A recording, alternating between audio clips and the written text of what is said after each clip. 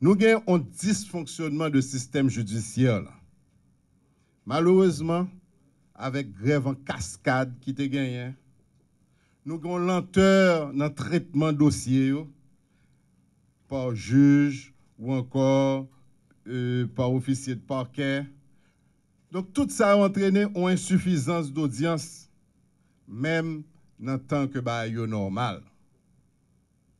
Nous avons l'autre aspect encore dans le système judiciaire. C'est ça que nous avons les détentions préventives prolongées. Et ça a entraîné ça que nous disons en surpopulation carcérale. C'est-à-dire, qu'on gagne trop de monde en prison.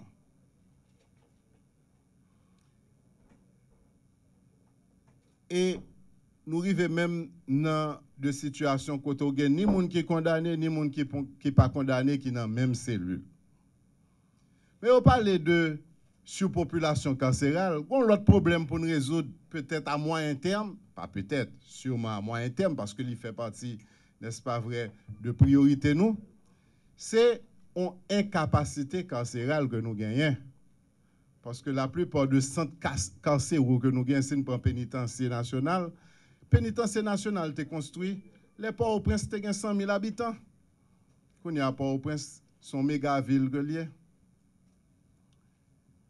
Donc, tout problème, ça, on a bien pour nous adresser. Et puis, nous avons de mauvaises conditions tout au niveau de prison. Côté que, pas de dortoir, pas de ventilation, moun yo mal mangé. Ensuite, un dernier point, c'est point sacré, la corruption qui gangrène tout système, nous, je ne voulais pas le système judiciaire et l'administration publique, etc. Mais il n'est pas bon que leurs dirigeants, et puis c'est plein ou plein, même genre tout le monde, nous-mêmes, en tant que responsables, nous chita, comme on dit tout à l'heure, avec le pouvoir judiciaire. Et jeudi même, nous faisons une réunion de travail, côté que dans la réunion de travail, ça, qui était une réunion de travail qui est très productive, nous avons gagné un ministre de la Justice qui était là, nous avons gagné un directeur cabinet ministre de la Justice qui était là, nous avons gagné un commissaire du gouvernement du parquet de Port-au-Prince qui était là, et nous avons gagné tout le doyen du tribunal de première instance de Port-au-Prince qui était là dans la réunion. Ça. Bien sûr, nous avons assisté par 4 membres de cabinet. Moi, je dis réunion ça, c'est très important parce que il permet de nous faire brasser l'idée, ensuite identifier le problème. Et Jean-Président de la République a toujours dit, un problème qui est identifié, il plus qu'à moitié résoudre. Donc, décision que nous prenons suite à la rencontre ça, c'est que nous gagnons 1500 personnes qui sont en prison actuellement. Et 1500 personnes, pas aucun dossier pour eux, parce que nous avons un tremblement de terre, nous avons un incendie qui est fait. Les gens n'ont pas arrivé à joindre un dossier. Donc nous-mêmes, nous créons une task force au niveau du gouvernement et dans les semaines qui suivent, pour nous qui gens de façon célère, nous traiter dossier 1500 personnes de façon définitive. Ça, c'est le premier aspect. Deuxièmement, nous avons 540 personnes dont le dossier est en traitement. Donc, ça que nous fait, nous allons décréter en permanence, c'est-à-dire que le doyen il garantit ça, pour que le dossier 540 personnes fin traité le plus tôt que possible. Troisièmement, il y a des décisions qui sont faites au niveau de parquet pour, de façon célère, une fois qu'un jugement prononcé, que Mounsa les joigne, si son cas le nécessite, les joigne libération, séance tenante. Donc, tout ça a permis de nous désengorger prison, notamment prison dans la zone métropolitaine. Ma mesure pour me dire nous que il y a 2 textes de loi que nous pourrons déposer dans le Parlement et que nous signons hier en Conseil des ministres.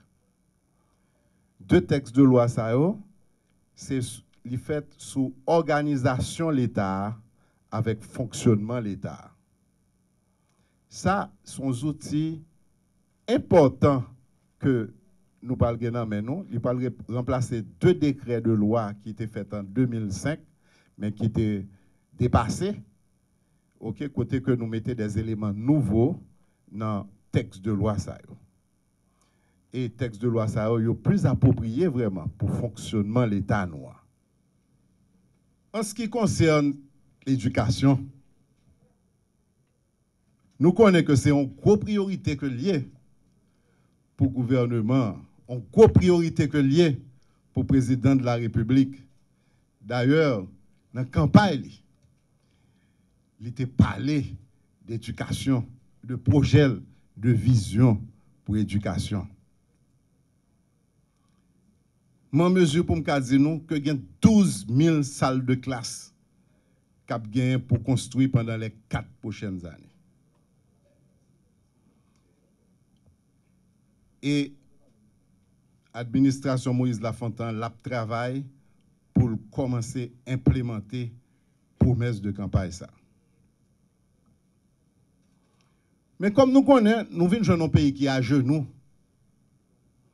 un pays côté institution écrasée. C'est comme ça que 2 mois après que le gouvernement a été fini installé, nous venons joindre 2800 professeurs qui ont une lettre de nomination dans main qui pas de jamais émerger dans le budget national pour recevoir pour recevoir. Nous avons des étudiants de l'école normale supérieure qui ont été promettent pour être intégrés, que n'ont pas de jamais intégrés. Et nous avons tout près de 3000 professeurs qui étaient dans la salle de classe pendant plusieurs mois, voire même années, qui n'ont pas gagné ni lettre de nomination dans eux, qui n'ont pas gagné ni salaire, qui n'ont pas recevoir ni salaire. C'est petit frère que vous qu'on recevoir de l'école. N'a pas de mettre que un système que nous jouons comme ça, comme héritage, son système qui n'a pas fonctionné. Eh bien, en tant que responsable, nous sommes réunis avec le Parlement, ou plus précisément avec la commission éducation de la Chambre des députés, côté que nous prenons des engagements et nous régulariser dossier 2800 professeurs. Nous avons 123 sections communales en Haïti qui n'ont pas gagné une présence sanitaire. Son héritage lié. Oui. Et quoi ça nous vient dans une situation? Eh bien, là nous te gardé dans tout dossier que nous gagnons. Nous voyons que pour construction en centre de santé, son bagage qui t'a coûté 23 millions de goudes. Eh bien, nous connaissons que l'État haïtien a mené une lutte contre la surfacturation. On lutte acharnée contre la surfacturation. Eh bien, nous arrivons à joindre, n'est-ce pas vrai, et on coût pour construction chaque centre de santé qui est aux alentours de 8 millions de gouttes. Donc c'est pour me dire nous que qui gens que nous-mêmes au niveau de l'État et hier au Conseil des ministres, pour me dire tout le monde était très content parce que ça n'a pas essayé de faire au niveau de l'État, au niveau des différents ministères, c'est qui gens que nous avons diminué le coût à eux. Je vais un exemple. Ou gen doit avoir un téléphone là. Et puis téléphone là, son téléphone qui coûtait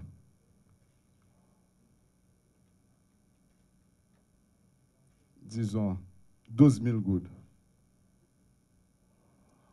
Et puis, c'est l'État haïtien qui a acheté. Le téléphone n'a qu'à 50 000 gouttes. Oui. Et bataille ça, oui, qu'on a mené Kounia.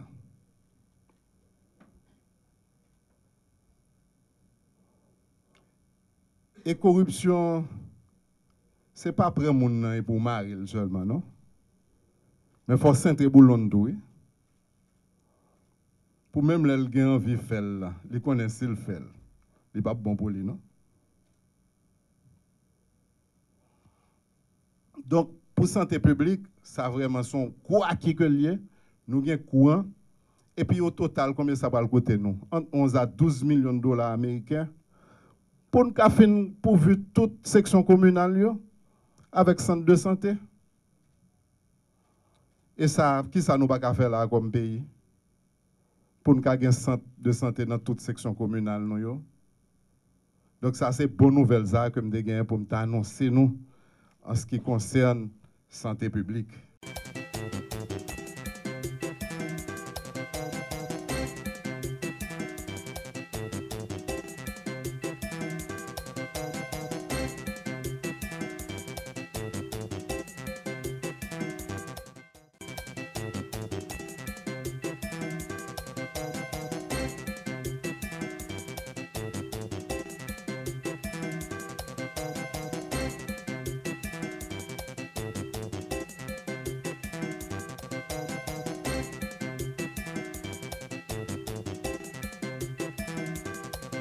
De la présence de grands partenaires techniques et financiers, l'ambassadeur du Japon, qui représente son pays autour de cette table et qui apporte un financement pour 3 projets: gestion des déchets, gestion des risques et désastres et électrification rurale.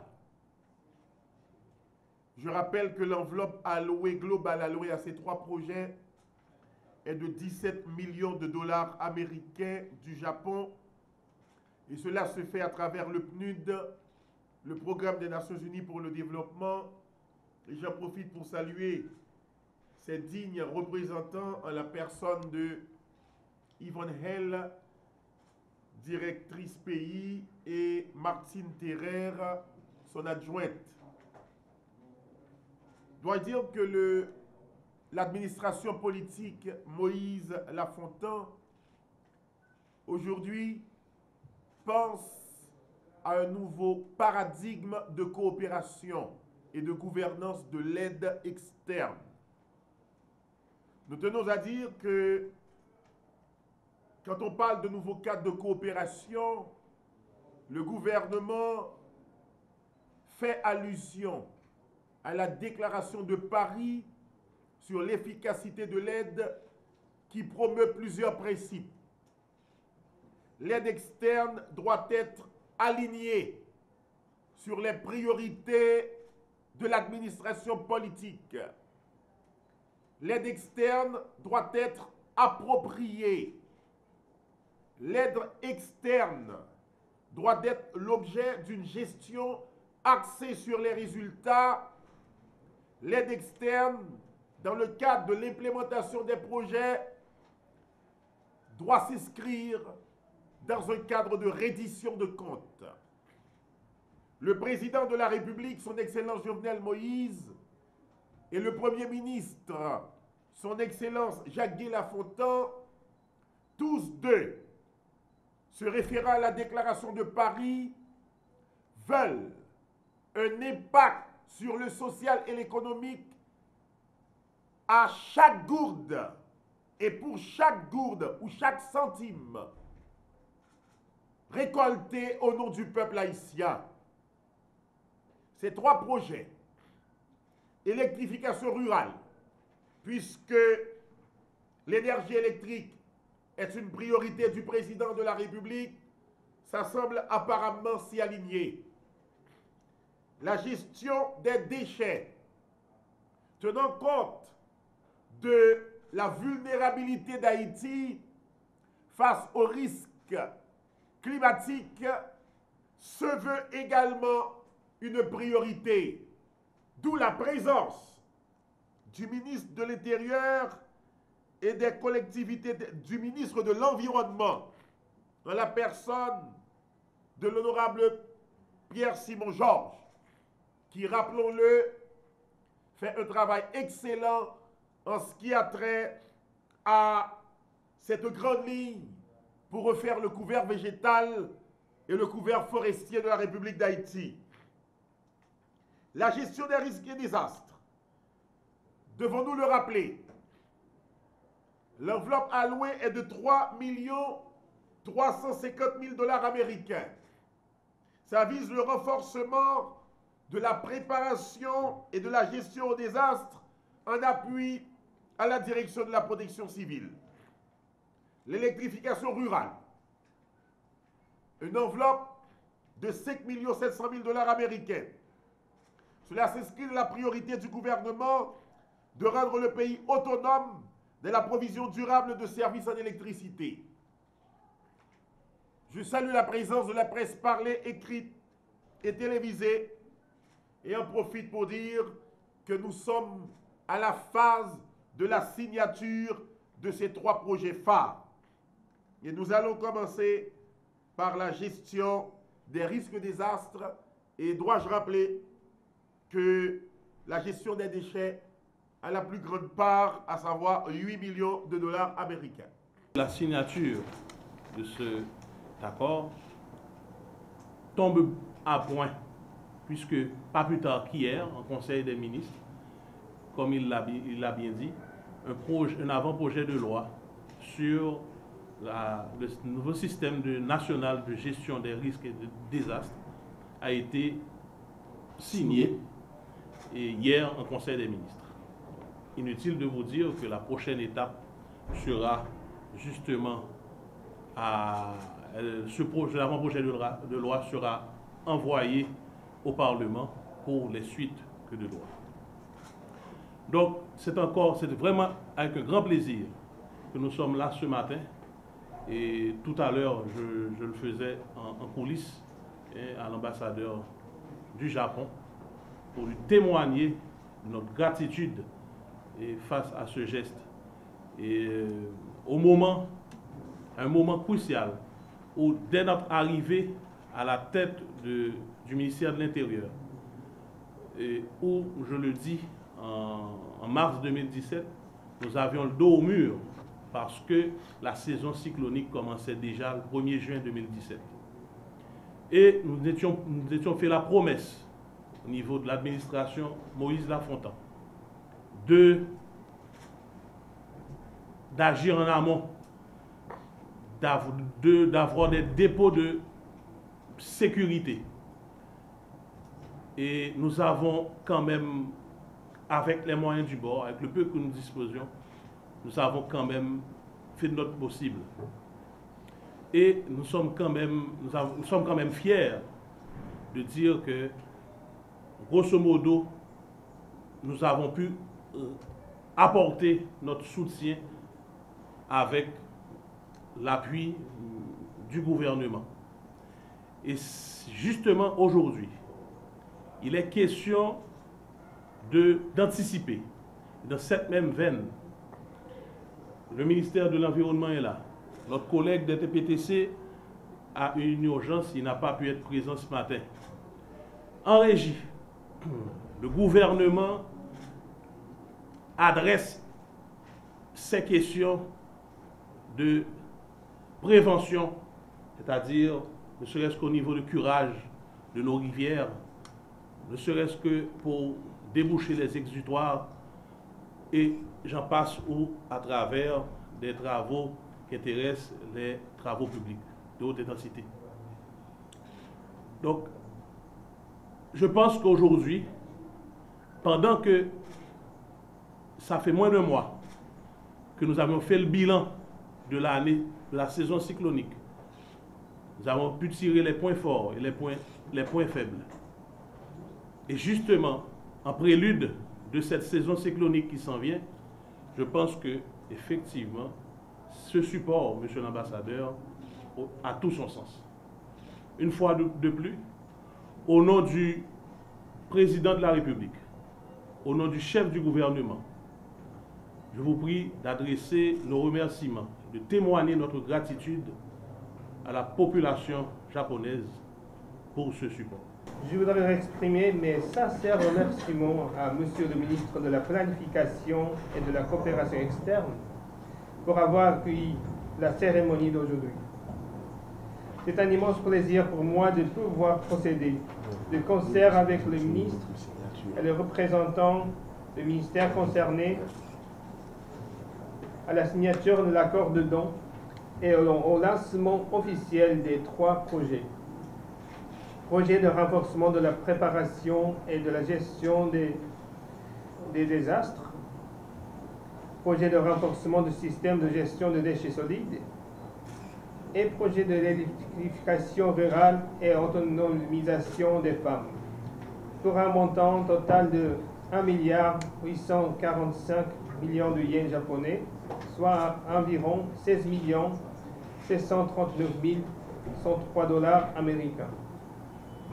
Dans un souci d'accompagner la nouvelle administration qui s'engage activement en vue d'atteindre les objectifs pour le développement durable, le gouvernement du Japon a cherché la formule d'une collaboration basée sur le résultat apte à répondre aux besoins du gouvernement haïtien. Dans ce contexte, le Japon a trouvé que la célérité de l'exécution du projet réalisé en étroite consultation entre les ministères sectoriels et le PNUD rend la collaboration efficace. Je suis plus que heureux que le Japon puisse répondre favorablement sur les 3 requêtes officielles formulées par le gouvernement haïtien. Compte tenu des dégâts considérables causés par les catastrophes naturelles qui se produisent chaque année, le projet de la gestion des risques de désastre envisage d'abord de contribuer à l'opérationnalisation du plan national de gestion des risques des désastres, tout en soutenant les activités locales dans la zone ciblée, à savoir le département ciblé, en synergie avec les multiples activités entreprises par le ministère de l'Intérieur, les collectivités territoriales, via la direction de la protection civile.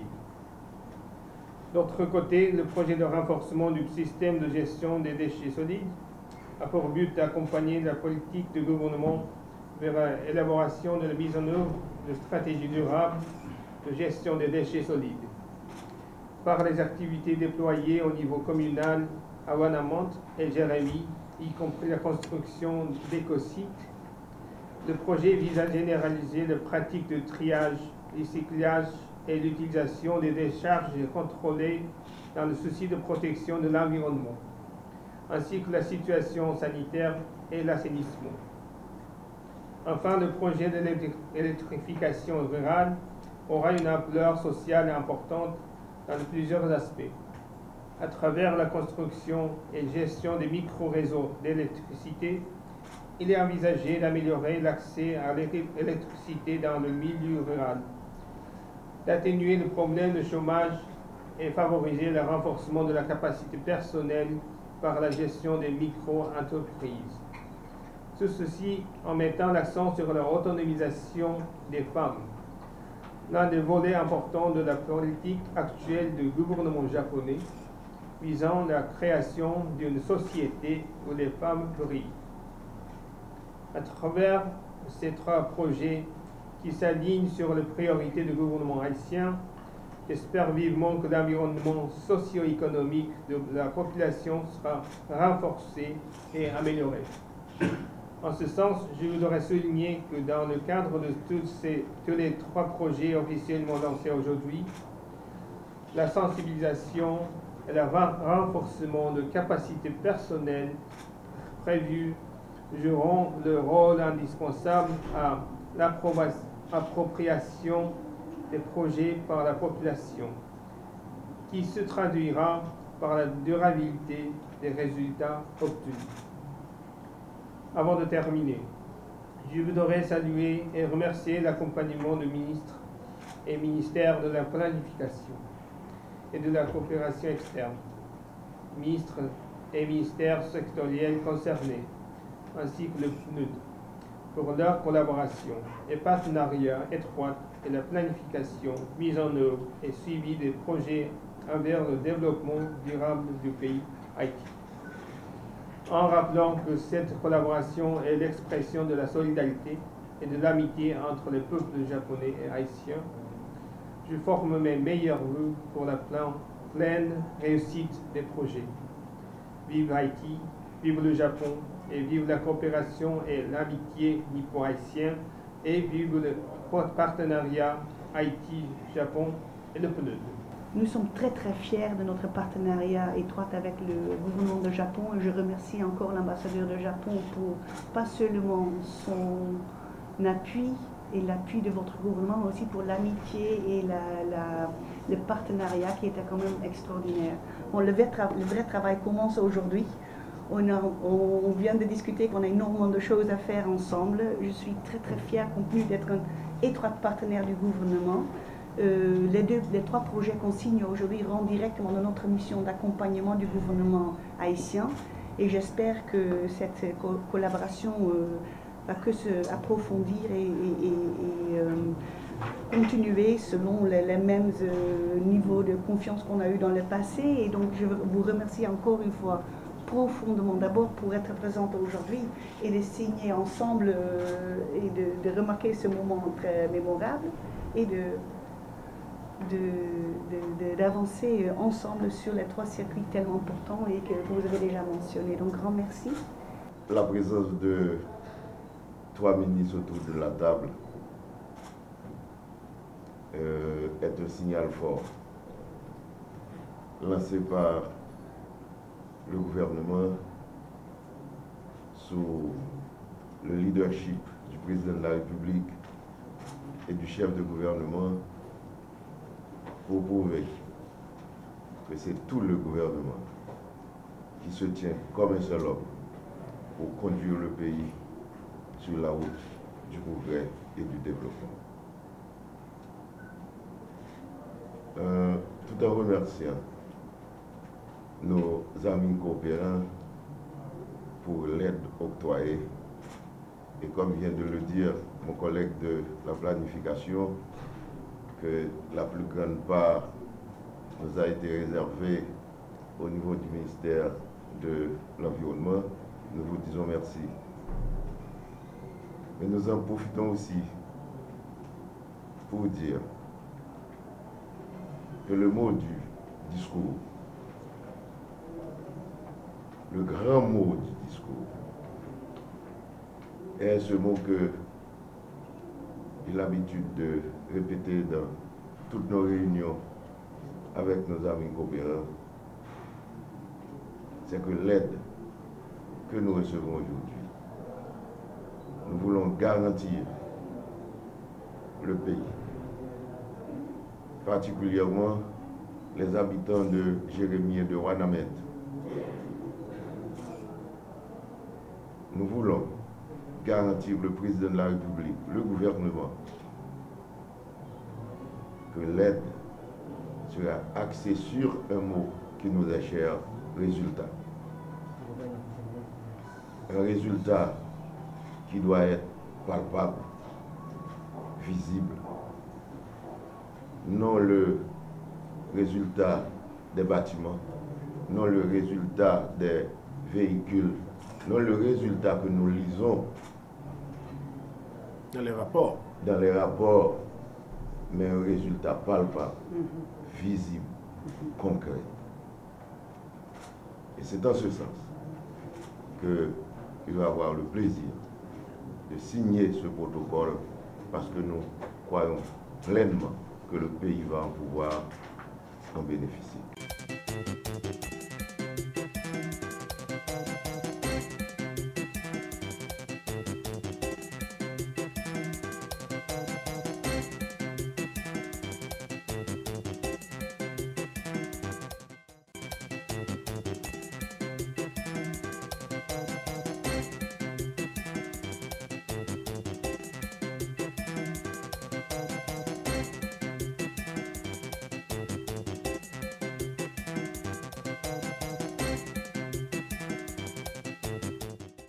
formation sur deux thématiques qui préoccupent les esprits, en Haïti qu'à l'étranger.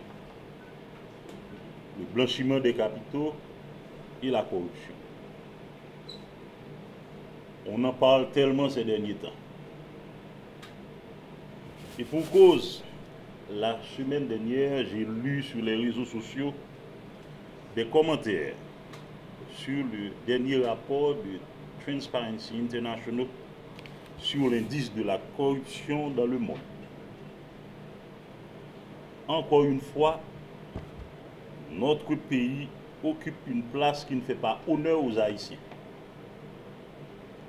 Le dernier de l'Amérique, Haïti est classé parmi les 25 pays les plus corrompus de la planète.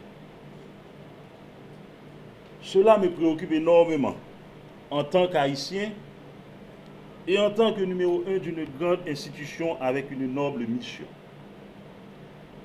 Une institution qui a en son sein plus de 15 000 Haïtiens, policiers et non policiers. J'ai fait des réflexions avec mes proches collaborateurs bien avant la sortie de ce dernier rapport. Et j'ai conclu que la PNH doit sensibiliser ses membres sur ces deux fléaux. D'aucuns diront que certains ne savent rien de ce qu'on appelle blanchiment ou corruption. Mais ceux qui savent et ceux qui ne savent pas seront jugés de la même manière au regard de la loi. Car l'égalité devant la loi a été l'un des fondements de la démocratie athénienne. Et cela n'a pas changé aujourd'hui encore, ici et ailleurs.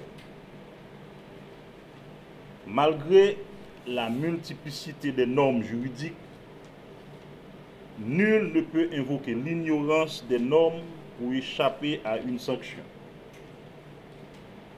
Depuis l'Antiquité, l'ignorance de la loi n'a jamais été une excuse.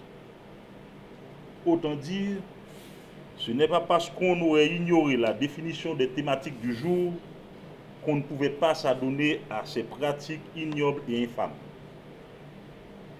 C'est pour mieux éclairer les esprits que j'ai passé des instructions pour qu'on se réunisse avec un échantillon de belles têtes de l'intelligentsia haïtienne. Il s'agit donc de projeter de la lumière sur certaines élucubrations factuelles ou fictionnelles qui font le buzz toutes les semaines et qui tendent à coller à la peau des habitants de ce pays depuis quelque temps. C'est aussi pour dire halte là à ceux et celles qui seraient adonnés à ces pratiques en tapinois ou qui planifient de le faire dans l'obscurité et l'opacité les plus parfaites. C'est la démarche du bon père de famille qui forme, informe et prodigue des conseils avant de sévir avec rigueur et fermeté. Par cette activité d'apprentissage et de réflexion, la PNH, à travers une démarche proactive, entend mettre en garde tout son personnel de toute pratique peu orthodoxe. N'a dit par là, mouvement chèque zombie que nous sommes capables de constater depuis quelques semaines que la direction générale lagué nos batailles comme ça.